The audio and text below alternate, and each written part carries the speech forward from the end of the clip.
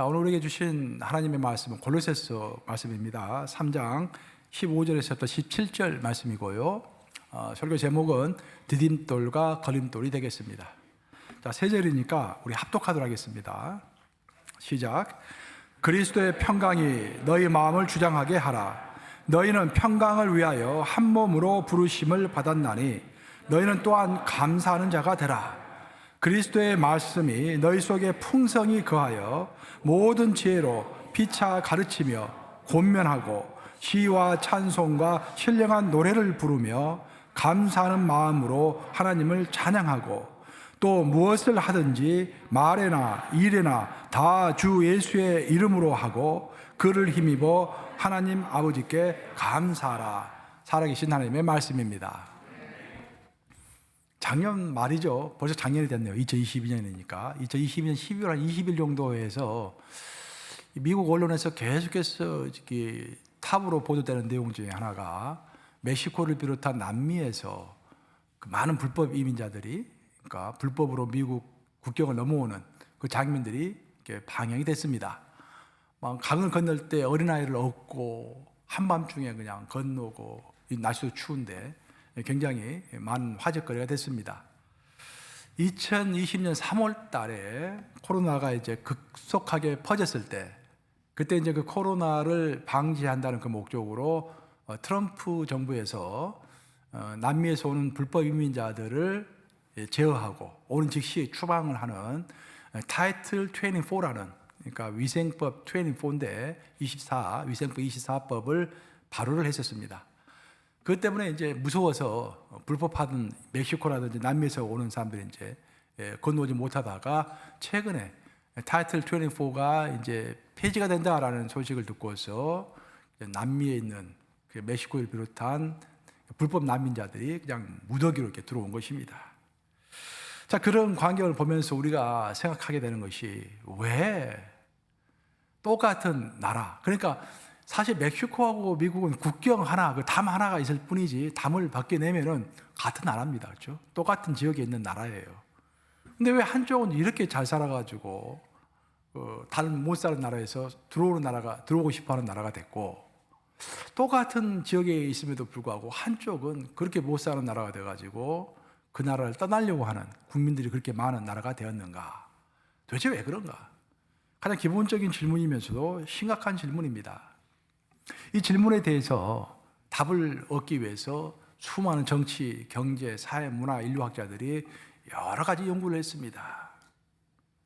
그리고 이제 나름대로 답을 이제 내기 시작했는데, 그 기원은 출발에서부터 시작합니다. 어떻게 해서 남미 제국이 시작됐고 어떻게 해서 북미 제국이 시작됐는지 그 출발에서부터 시작하는데, 1519년에 유럽에 있는 스페인에서 코르테스라고 하는 병사를, 그 장군을 이제 원정군으로 임명을 해가지고 멕시코를 쳐들어오게 됩니다. 그래서 이제 그 시초죠. 그러니까 유럽이 남미를 정복하게 되는 시초입니다. 1519년이 의미가 있는 게, 여러분 1517년에 뭐가 일어났습니까? 종교 개혁이 일어났죠. 종교 개혁이 일어난, 마틴 루터가 종교 개혁을 일으켰던 것이 1517년입니다. 근데 한쪽에서는 그렇게 성스럽고 거룩한 그 정말 신앙의 기본을 위해서 혁명이 일어나고 열심히 피를 흘리면서 싸웠던 사람이 있는 반면에, 한쪽에서는 황금을 착취하기 위해서 또 노예를 이렇게 만들어 가지고 팔아먹기 위해서 총칼을 들이대고서 스페인에서는 남미를 쳐들어왔던 것입니다.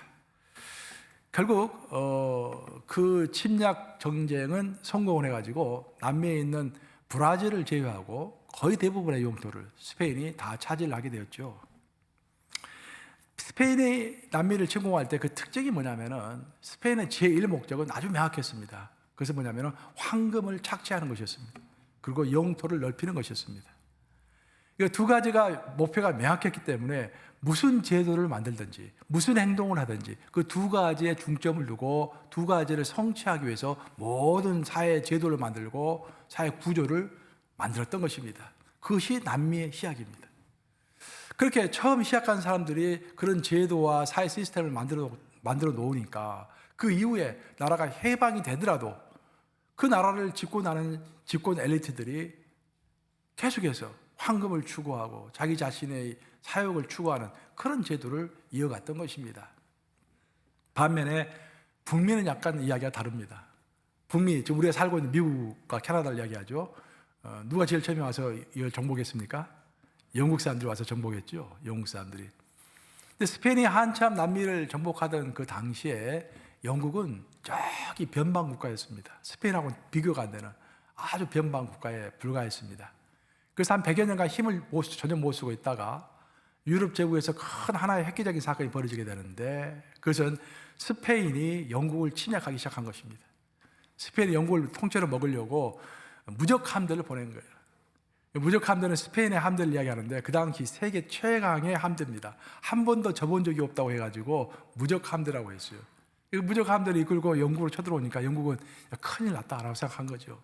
유럽의 많은 국가들은 이제 영국은 끝장이다라고 생각한 거예요. 근데 막상 전쟁을 해보니까 정말 하나님의 도우심으로 운이 좋게 영국이 승리를 한 것입니다. 무적 함대를 무찌른 거예요. 거기에 자신감을 얻은 영국은 그럼 우리도 이제 한번 길을 좀 펴보자라고 생각하고 우리도 스페인처럼 식민지를 한번 만들어 보자라고 하고 눈을 돌린 게 바로 북미 땅인 것입니다. 그럼 영국은 왜 남미가 아니라 북미에다가 눈길을 돌렸는가? 그 이유는 간단합니다. 그 당시 보면은요, 인구가 많고 금과 은이 많은 땅은 남미입니다. 이 북쪽, 우리가 살고 있는 미국 땅은 진짜 날씨가 좀 춥잖아요. 벌써 겨울 되니까 춥지 않습니까? 날씨가 춥고 인디언 숫자가 남미처럼 많지가 않습니다. 원주민 숫자가 적습니다. 금과 은이 없어요, 이쪽은. 그렇기 때문에 좋은 노른자의 땅은 이미 다 스페인하고 포르투갈이 다 차지하고 있는 거예요. 그 남은 찌꺼기가 어디다? 우리가 살고 있는 이 미국인 것입니다. 그래서 할 수 없이 찌꺼기라도 먹자 하고 영국이 들어온 거예요. 영국이 들어왔지만 제일 처음에 들어올 때는 버지니아로 들어왔습니다. 우리는 이제 청교도들 생각해가지고 뉴 잉글랜드 지역으로 처음 들어왔다 생각하는데 그래서 나중에 일이고, 원래는 이제 영국이 제임스 왕 때 탐험대를 보내가지고 이 버지니아주로 온 거예요. 그래서 버지니아주에 제임스 타운을 만든 것입니다. 정착촌을 만들었어요. 정착촌을 만들 때 그 어려움이 좀 많이 있었죠. 하지만 이제 정착촌을 만들고 나서 그들이 마음에 작정을 한 어떤 비전이 있었는데 그 비전은 스페인을 닮아가는 거였습니다. 스페인처럼 이 원주민들을 다 잡아가지고 강제 노동을 시키고 그들로부터 음식을 빼앗아 먹고 또 금과 은을 많이 채굴하는 것, 그것이 그들의 목표였어요. 근데 딱 여기 와서 보니까 상황이 완전히 다른 거야. 일단 여기 사람이 별로 없는 것입니다. 그리고 인디언들이 용감해요. 여간해가지고는 뭐 강제 노역 같은 거 하지 않습니다. 죽으면 죽었지. 그 금과 은이 없는 거예요. 그래서 정착촌에 있었던 사람들이 깨닫기 시작하는 것입니다. 여차하면은 우리가 여기서 굶어 죽겠구나. 그렇게 생각하고 그때부터 팔을 걷어붙이고 우리 스스로 일을 해야겠다라고 생각하면서 그들 스스로 농사를 짓고 그들 스스로 상업을 하고 그들 스스로 산업을 일으키면서 그 출발이 영국의 시스템을 닮은 시스템을 만들고 사회 구조를 만들고 자기들이 앞장서서 근면하게 일하는 그런 시스템으로 시작을 했던 것입니다.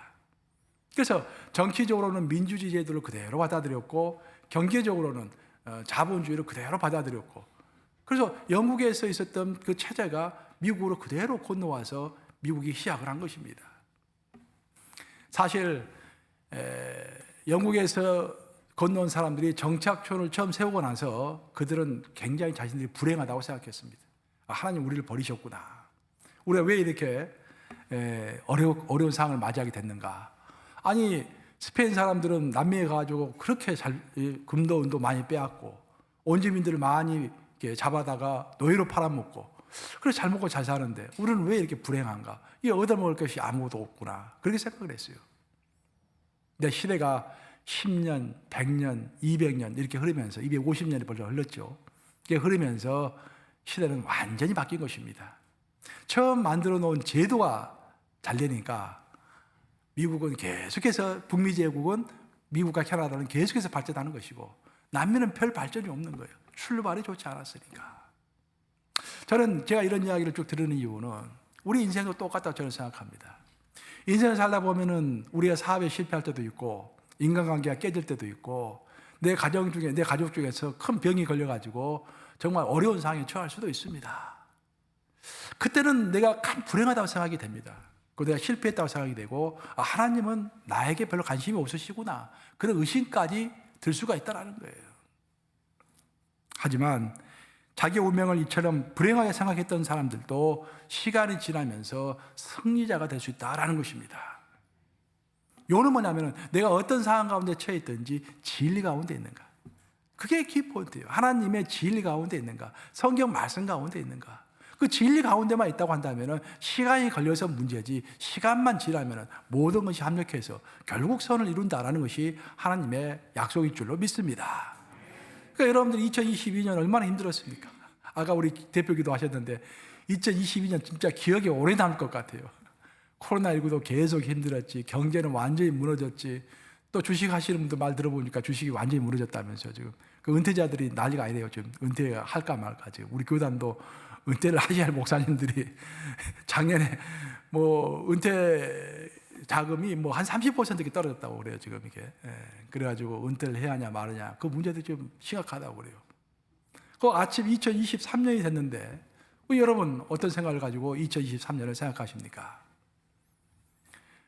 우리가 마치 제임스 타운에서 새로운 삶을 시작할 때 낭만을 했던 그 사람들, 혹시 그런 모습이 우리의 모습이 아닐까 저는 생각을 해보는 거예요.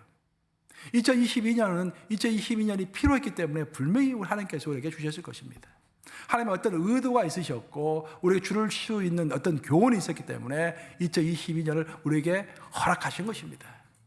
우리 인간에게 오는 모든 불행과 어려움은요, 하나님이 허락하시기 때문에 우리에게 오는 것입니다. 우리의 욥기를 읽어보면 너무도 명확하게 나와 있잖아요. 하나님은 욥을 너무 사랑하셨습니다. 하여 사탄 이야기하죠. 하나님, 욥 하나님께 열심히 헌신하지만 욥에게 조금만 어려움이 오면은요, 욥은 금방 하나님을 버리실 거예요. 하나님 뭐랍니까? 욥은 그런 사람이 아니다. 욥은 끝까지 나에게 충성할 사람이다. 그렇게 얘기하죠. 그때 사탄이 뭐랍니까? 그럼 내가 한번 가서 시험 한번 해볼게요. 그래, 한번 해봐라. 단 한 가지, 목숨은 건드리지 말아라. 나머지 너가 하고 싶은 대로 다 해라. 그렇게 해가지고 욥이 자기 첫째로 자기 재산을 다 잃어버리고, 자기 자식들도 다 병이 들고, 자기 아내는 떠나버리고, 자기 자신은 몸에 병이 들었잖아요. 결국 그 모든 것이 하나님의 허락하심으로 그 일이 벌어지는 거예요. 그리고 그 가정이 욥에게 필요했기 때문에 정금처럼 다시 나올 수 있기 위해서는 그런 어려움의 가정이 필요했기 때문에 하나님께서 그 가정을 허락하신 것입니다. 목회를 하다 보면은 제가 목회를 하면서 연륜이 좀 자기가 쌓여져 가니까 가끔씩 면접위원으로 와달라는 소리를 지금 이렇게 이제 듣고 거기 가서 이제 면접위원을 하게 돼요. 내가 이제 미국에 와서 주로 이제 저 이민자로 왔기 때문에 올 때는 이제 제 입장을 설명하고 저를 변호하고 방어하고 그런 인생을 주로 살다가 이제 세월이 좀 흘러가지고 다른 사람을 인터뷰하고 뭐 추천서도 써주고 또 다른 사람에 대해서 이제 면접도 하고 그런 과정을 겪으면서 참 새롭게 많이 배웁니다. 제가 목사 안수를 받고 싶은 사람들 인터뷰하고 또 어떤 취업을 하고 싶은 사람들을 인터뷰하고 어떤 NGO 같은 데서 이제 일하기 원하는 사람들을 만나고 그러면서 제가 이게 뚜렷하게 느끼는 게 한 가지가 있어요. 그것은 뭐냐면은 인터뷰를 하면은 여러분들 인터뷰를 이제 주관하는 사람이 질문을 하지 않습니까? 그 모든 질문에는 어떤 의도가 있는 것입니다. 그죠? 어떤 의도가 있고 그 사람이 듣고 싶어 하는 답변이 있는 거예요. 그렇기 때문에 질문하는 거예요. 근데 많은 사람들, 답변하는 사람들은 질문하는 사람의 의도가 뭔지를 별로 깊게 생각하지 않는 것 같아요. 그리고 질문하는 사람이 무슨 답변을 듣고 싶어 하는지도 별로 생각하지 않는 것 같아요. 시간이 급해서 그런지 마음이 급해서 그런지 듣고 싶어 하는 말보다는 그 상대방이 듣고 싶어 하는 말보다는 자기가 하고 싶은 이야기를 막 합니다. 그러면은 인터뷰를 진행하고 있는 사람은 답답한 거예요. 아, 이 사람이 좀 문제가 있구나라고 생각하는 것입니다. 그것은 모든 사람이 마찬가지예요. 백인이든 흑인이든 아시안이든 상관없이 공통적으로 드러나는 현상입니다. 저는 그렇게 이런 인터뷰 과정을 쭉 지켜보면서 그런 생각을 해봐요. 우리 신앙도 똑같다라는 생각을 해봅니다. 신앙이라는 것이 결국 우리 기독교 신앙이라는 것은 예수님을 구세주요 또 내 인생의 주인으로 모셔드리면서 세례를 받으면서 내 신앙이 시작하는 것입니다. 그렇죠? 그럼 내 인생의 주인은 누구십니까, 여러분? 예수님이 내 인생의 주인인 거예요. 그러면 내가 살고 싶은 대로, 내가 하고 싶은 대로 사는 것이 아니라 예수님이 오시는 대로 말하고 행동하고 살아가는 것이 기독교의 신앙인 것입니다. 그래서 우리는 항상 생각해야 돼요. 하나님은 나를 통해서 무슨 말을 듣고 싶어 하실까? 하나님은 나를 통해서 무슨 고백을 듣고 싶어 하실까? 하나님은 내가 어떤 행동을 하기를 원하실까? 라고 생각하면서 신앙생활 하는 것이 신앙의 정답일 줄로 믿습니다. 그러면 하나님은 우리를 통해서 무슨 말을 듣고 싶어 하실까요? 또 무엇을 보고 싶어 하실까요? 그것이 이제 성경에 다 나와 있는 거예요.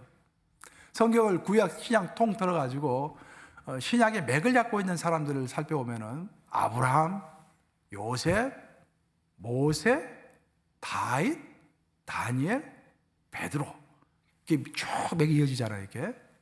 근데 이 6사람의 인생이 아주 유사한 점이 있습니다. 아주 유사한 점은 뭐냐면은 두 가지가 유사한데, 첫째는 모두가 다 하나같이 시련이 있었다라는 거예요. 생각해 보세요. 아브라함도 그렇고 요셉도 그렇고 모세도 그렇고 다윗도 그렇고 다니엘도 그렇고 베드로도 그렇고 다 시련이 있었어요. 그게 첫 번째 공통점입니다. 그러니까 하나님이 사랑하시는 자에게는 시련이 있는 거예요. 아멘 하십니까? 아멘 하기 좀 어렵지만 시련이 다 있는 거예요. 근데 두 번째가 중요해요. 두 번째 공통된 점이 있는데, 그 시련이 왔을 때 하나님이 듣고 싶어 하시는 제대로 된 신앙 고백을 했다라는 거예요. 그 6사람이 전부 다. 그게 키포인트입니다.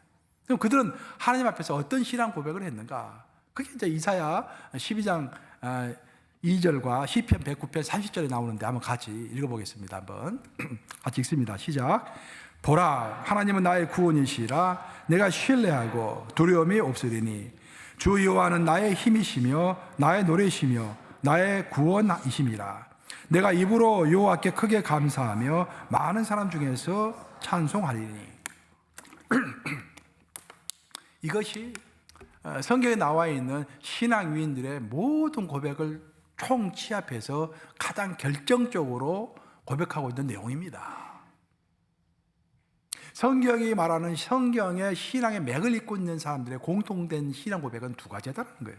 첫째, 태풍이 불어온다고 할지라도 저는 하나님을 신뢰합니다. 내 삶에서 어떤 고난과 어려움이 온다고 할지라도 이것 또한 하나님이 허락하셨음을 믿고 감사합니다.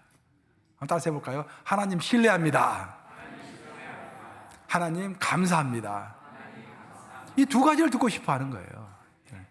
근데 이 두 가지는 말하지 않고 하나님하고 인터뷰하는데, 하나님이 이 두 가지를 듣고 싶어가지고 이것도 물으시고 저것도 물으시고 내 인생에 이런 시련도 주시고 저런 기쁨도 주시는데 내 입에서는 그 두 가지는 안 나오고 전혀 엉뚱한 것이 나오는 거야. 막 입에서. 하나님이 답답하시겠습니까? 답답하지 않겠습니까? 이 답답한 거예요, 이게. 오늘 본문인 고린도서 3장 17절을 보시면은, 고린도서 3장 17절을 통해서 사도 바울은 우리의 신앙생활을 할 때 어떤 자세로 신앙생활을 할 것인지 아주 핵심적으로 우리에게 두 가지를 이야기하고 있습니다. 고린도서 3장 17절 본문 말씀인데 한번 같이 읽어보겠습니다. 시작. 또 무엇을 하든지 말이나 일이나 다 주 예수의 이름으로 하고 그를 힘입어 하나님 아버지께 감사하라. 너희가 신앙생활 할 때, 목사님 저도 마찬가지고 평신도 여러분도 마찬가지고 신앙생활 할 때는 첫 번째로 무엇을 하든지 주 예수의 이름으로 하라는 것입니다. 여기서 다라는 말이 중요해요. 다라는 말이 좀 무엇을 하든지, 그러니까 어떤 일 하든지, 먹든지 마시든지 자든지 교제를 하든지 여행을 가든지 운동을 하든지 무엇을 하든지 다 주 예수의 이름으로 하라. 그래서 주 예수의 이름으로 하라는 말이 무엇일까? 그 예수의 이름으로 하라는 말은 가장 쉽게 이야기하면은 항상 예수님이 내 옆에 있다라고 생각하면서 행동하라, 그런 말이에요. Constant presence, 영어로 이야기하면 constant presence. 항상 하나님이 내 옆에 있다라는 거예요.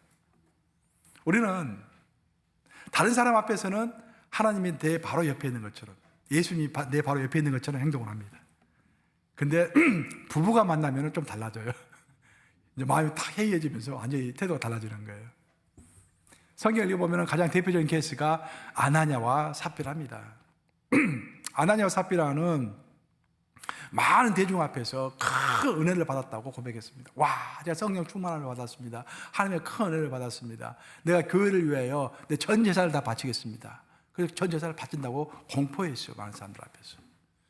많은 사람들이 야, 저 사람이야말로 하나님이 함께 하시는 사람이구나, 예수님이 바로 옆에 있는 사람이구나 라고 생각했습니다. 근데 그 두 부부가 집에서 둘이 조용히 만났어. 그러자 마음이 탁 이제 내려지는 거야. 예수님 옆에 있는지도 모르고 서로 대화를 합니다. 아니, 전 재산을 드리기는 좀 그렇잖아. 한 10%만 빼놓지. 그렇게 해서 둘이 10%를 빼놓기로 약속을 한 거예요. 근데 그 옆에서 누가 그걸 다 듣고 있었습니까? 예수님이 다 듣고 예수님이 다 보게 했다라는 거예요. 그것이 바로 오늘 골로새서 3장 17절에서 이야기하고 있는 무엇을 하든지 다 주 예수의 이름으로 하고라는 뜻인 것입니다. 무엇을 하든지 다 주 예수의 이름으로, 즉 예수님 바로 옆에서 다 보고 다 듣고 계시다라는 것을 인식하면서 행동하고, 또 다른 말로 하면은 모든 사람 앞에서, 또 특히 믿지 않는 사람 앞에서 예수의 대표자로서 A representative of Lord Jesus라고 영어로 되어 있죠. 그러니까 예수님의 대표자로서, 대리인으로서 부끄러움 없이 행동할 수 있는 그런 신앙생활을 하라. 그렇게 사도 바울은 첫 번째로 주문하고 있습니다. 그러면서 두 번째로 주문한 것이, 다시 말씀 한번 떼보세요. 보시면은 밑에 보시면은 그를 힘입어 하나님 아버지께 뭐라고 했습니까? 감사하라라는 거예요. 그러니까 신앙의 첫 번째 태도는 예수님이 항상 내 옆에 있다라는 것을 명심하면서 신앙생활을 하고, 두 번째로는 그 어떤 상황이 오든지 감사라는 것입니다. 우리 인생을 살다 보면은 항상 좋은 환경만 우리에게 오는 것이 아니잖아요. 우리가 원하지 않는 환경이 올 수도 있고, 전혀 계획하지도 않는 상황이 올 수도 있고, 답답한 상황이 올 수도 있잖아요. 근데 그때 우리의 믿음이 결판 나는 거예요. 내가 하나님을 진실로 신뢰하고 있는가. 지금 비록 어려운 일이 벌어질지라도 이것 또한 모든 것이 합력해서 결국은 선을 이룰 것인가. 내 아내가 그렇게 아프고, 내 남편이 그렇게 힘들고, 내 자식이 아주 어려운 상황 가운데 있는데, 이것도 결국은 하나님의 뜻이 있으셔서 나에게 주신 몫이니까 내가 하나님께 이것도 감사하면서 지내면은 하나님의 때, 하나님의 방법으로 해결되면서 모든 것이 합력해서 선을 이룰 것이다 라고 믿고서 감사라는 거예요. 그것이 신앙생활의 전부다라는 그런 이야기를 하고 있습니다. 제가 어떤 이 책을 읽고서 아주 감명 깊었던 이야기를 잠깐 드리고 싶어요. 어떤 한 여인이 있었는데, 한 1차 세계대전 전후로 벌어진 일인데 아주 아름다웠다고 그래요. 근데 그 여인이 호가 높아가지고 남자들에게 별로 눈을 두지 않았는데, 여자는 제복에 약하다는 말이 있어요. 맞습니까, 여러분? 제복. 그래서 장교의 제복을 입은 남자가 딱 나타났을 때 아주 매력적으로 느껴가지고 그 남자에게 프로포즈를 하고, 보통 프로포즈 남자가 먼저 하는데 여자가 먼저 프로포즈를 해서 결혼을 한 거예요. 여자는 행복했습니다. 근데 남자는 장교였기 때문에 아프리카로 근무 명령을 받아서 아프리카로 가게 되었어요. 그래서 남편이 위험한 곳이니까 나 혼자 가겠다라고 했지만, 아내는 아니야, 당신과 어려움도 기쁨도 함께하고 싶어. 뭐 신혼이니까 그렇죠. 그래서 남편을 따라갔습니다. 장교니까 따로 이제 생활할 수 있으니까 따라가서 사하라 사막 근처로 갔는데, 가서 보니까 상황이 녹록지가 않은 거예요.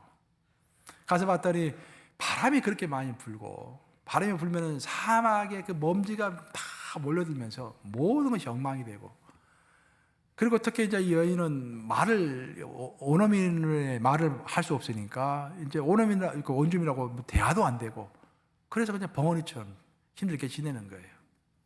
그러다가 남편이 이제 작전 명령을 받고서 사하라 사막 한 중간으로 이제 전투를 하러 들어가게 됩니다. 몇 달 동안 들어가게 돼요. 사수 없이 여인은 집에 홀로 남게 되었는데, 혼자 남게 되니까 무엇보다도 두려운 거예요. 일단 남편이 떠나니까 원주민들만 옆에 있고 두려운 것입니다. 두 번째로는 외로운 것입니다. 두려움보다 외로움이 더 힘들다라는 것을 이 여인이 깨닫게 되는 것입니다. 그래서 한 달, 두 달 견디다가 도저히 안 되겠다, 내가 미쳐버리겠다라고 생각하고 남편에게 급히 편지를 씁니다. 그래서 이제 그 전쟁터와 이쪽 원주민이 사는 지역으로 이제 그 군사 배낭이 왔다 갔다 하는데, 그 배낭 속에다가 이제 침낭이라고 그러죠. 거기다 뭐 넣어가지고 편지를 넣어가지고 보낸 거예요. 그래서 남편에게 편지를 보냈더니 남편이 전투 중이어서 그런지 짤막하게 답신을 보내왔어요. 딱 2줄로 보내왔습니다. 그 두 줄의 내용이 뭐냐면은 두 사람이 감옥에 갇혀 있었네. 두 사람이 감옥에 있는 창문을 통하여 한 사람은 하늘의 별을 보았네. 하지만 다른 한 사람은 캄캄한 땅을 보았네. 그만 딱 적어놓은 거예요.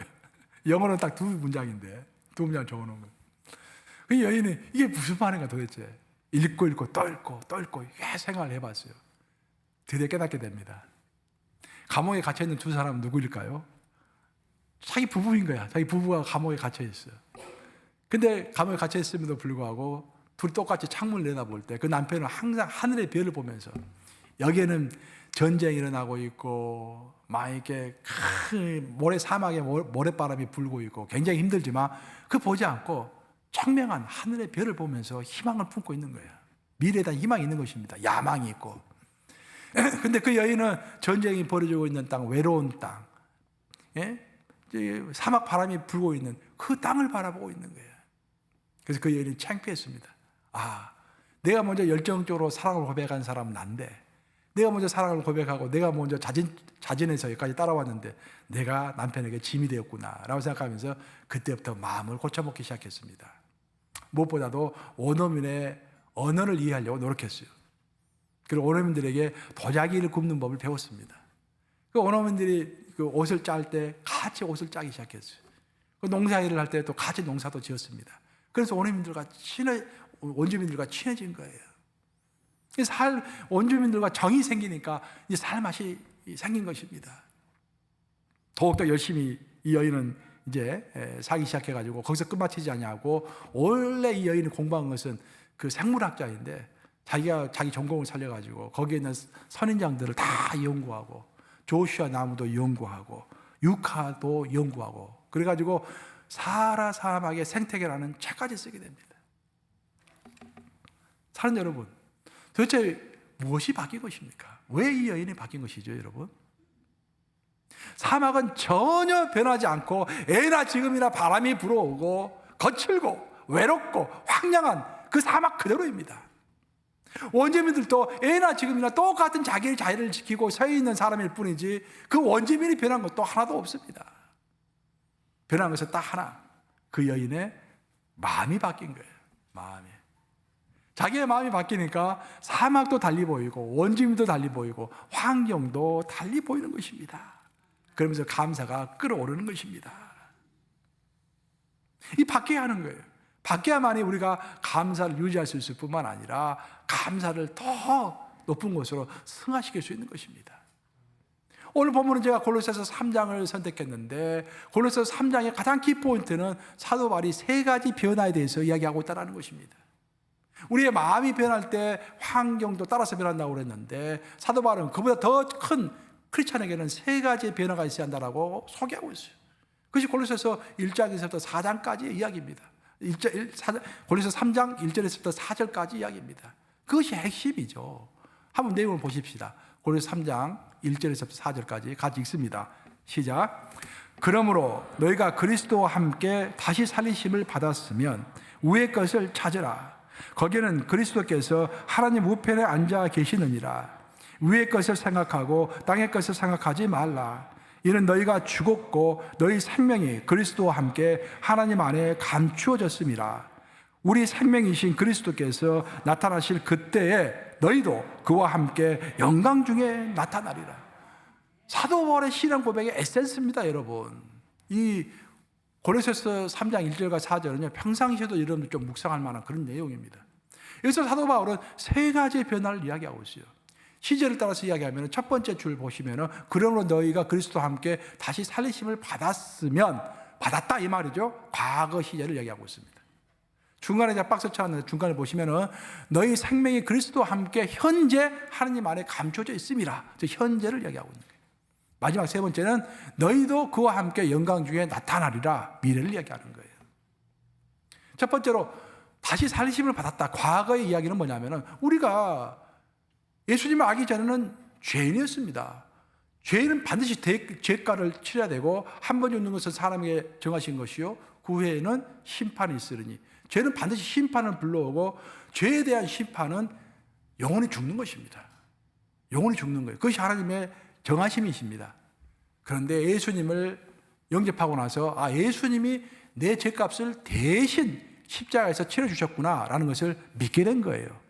그것을 믿고 예수님 구세주라는 것을 믿고 이제부터 내가 예수님을 내 인생의 주인으로 모시고 살아야겠다라고 고백한 것입니다. 그것이 바로 다시 살리심을 받았으니라는 의미입니다. 다시 말씀 또 계속 떼어보시기 바랍니다. 그리고 제 밑에 보시면은 너희도 그와 함께 영광 중에 나타나리라 라고 했죠. 그래서 미래를 이야기하는 거예요. 그 위에 줄 보시면은 우리 생명이신 그리스도께서 나타나실 그때에, 우리 생명이신 그리스도께서 나타나실 그때라는 것은 재림하실 때를 얘기하는 거예요. 예수님이 재림하실 때는 우리 또한 예수님과 똑같이 부활의 몸을 입고서 완전체가 된다, 그런 말입니다. 지금은 우리가 불완전한 이게 몸이에요. 그 말은 죽을 수밖에 없는 몸이다라는 것입니다. 우리가 죽으면은 우리의 육체는 무덤에 묻히고 우리의 영혼은 파라다이스, 천국에 가는 것이죠. 임시처소에 가는 거예요.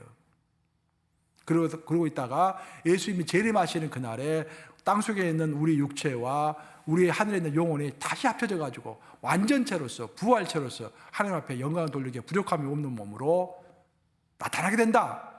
또 한 번 변화가 된다라는 두 번째 변화를 이야기하고 있습니다. 근데 문제는 가운데 있는 거예요. 가운데 보시면은 너희 생명이 그리스도와 함께 하나님 안에 감춰졌습니다. 됐죠?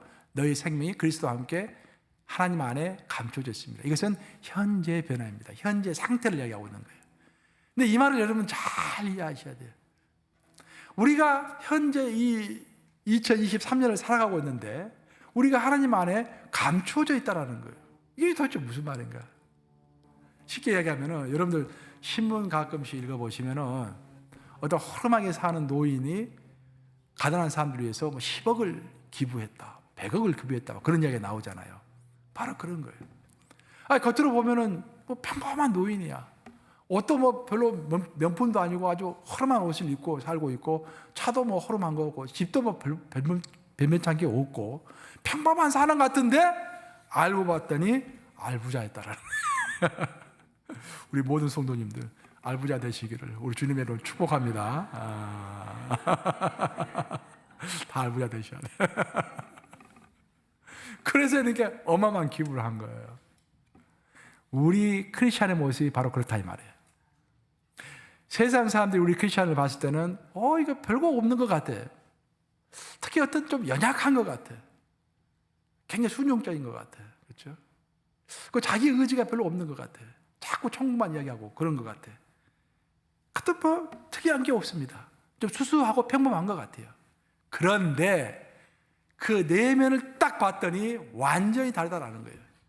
이 속사람, 우리의 영혼은 영원하신 하나님, 영원한 이 온 우주를 만드시고 온 우주를 지금 통치하시는 그 영원하신 하나님에게 우리가 커넥트 되어 있다라는 거예요. 커넥트죠. 그 예수님과 함께, 성령님과 함께, 성부 하나님과 함께 지금도 살아가고 있는 대단한 존재다라는 거예요. 이런 나의 대단한 존재 자체를 하나님이 감추고 계시기 때문에 세상은 내 존재를 제대로 몰라준다라는 것입니다. 마치 내 이야기를 하고 있는 것 같아요. 또 여러분의 이야기를 하고 있는 것 같고, 우리 속으로는 아직도 청춘이고 막 여러 가지 비전과 소망 가운데서 막 불불 끓잖아. 열정이 있잖아요. 열정이 있기 때문에 하루에도 성경 열심히 읽고 기도 열심히 하고, 지금도 계속 저는 책 읽어요. 책 읽고 할 거 하고, 계획이 있습니다. 10년 계획, 20년 계획, 내가 죽을 때까지 계획, 은퇴 후에 계획, 은퇴하기 전까지 계획, 계속 노력하는 거예요. 왜? 열정과 비전이 있기 때문에. 그죠? 그렇죠. 겉으로 보면은 그냥 평범해. 그렇죠. 속으로는 끓어오르는 거예요.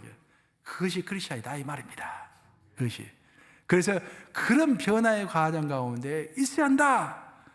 그러면서 사도 바울이 하는 이야기는 너희는 그런 위대한 소망 가운데 있기 때문에 세상 사람들이 너희를 알아주지 않는다고 할지라도 그것에 구애됨이 없이 항상 소망 가운데서 기뻐하고 감사하라. 그것이 사도 바울의 명령인 것입니다.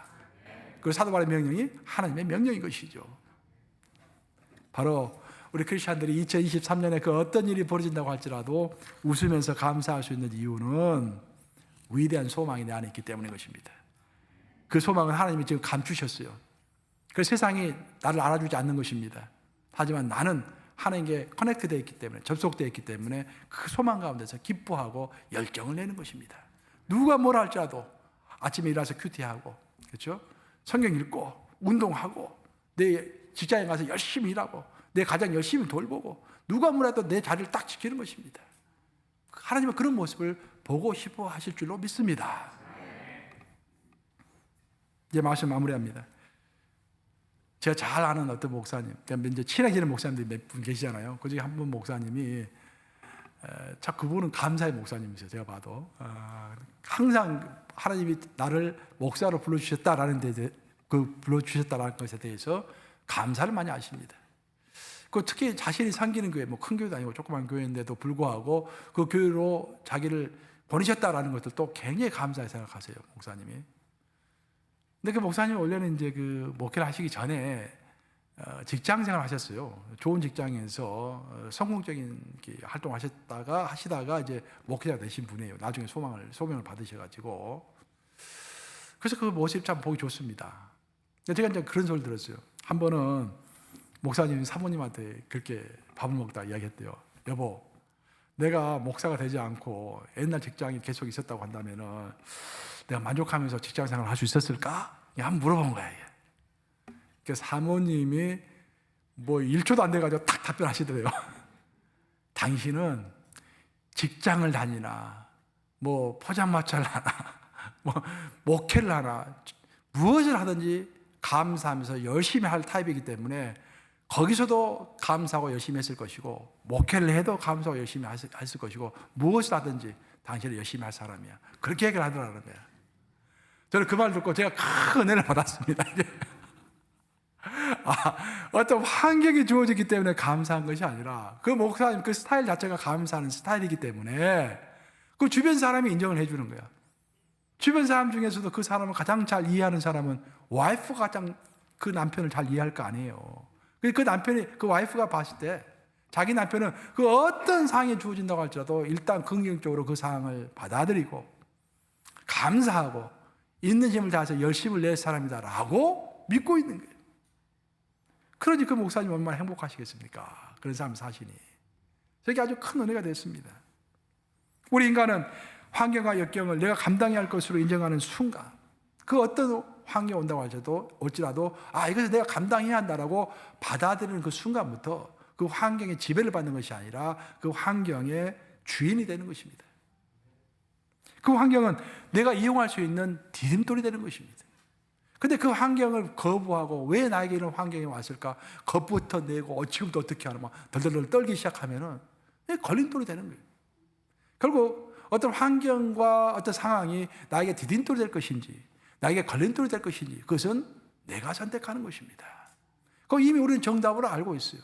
그 어떤 어려운 환경이 온다 할지라도 하나님께서 허락하셨고 때가 되면은 모든 것을 삽력하여 선을 이룰 것이다 라는 것을 이미 해답을 알고 있습니다. 그래서 우리는 이것을 내가 디딤돌로 삼을 것인지 걸림돌로 삼을 것인지 선택만 하게 되는 것입니다. 문제의 핵심은 내가 처한 환경을 인정하고 받아들이고 무엇보다도 내 인생의 일부로 사랑하는 것입니다. 나에게 허락된 그 무엇이 됐든지 일단 하나님이 나에게 허락해서 이 상황이 나에게 주어졌다고 한다면 그것이 내 개인의 문제일 수도 있고 내 직장의 문제일 수도 있고 내 교회의 문제일 수도 있고 내 가정의 문제일 수도 있어요. 근데 그 어떤 문제가 주어졌을 때 그것을 하나님이 나에게 주셨구나라고 인정하고 받아들이면은 그때부터 내 삶의 일부가 되는 거예요. 내 인생의 일부가 되는 것입니다.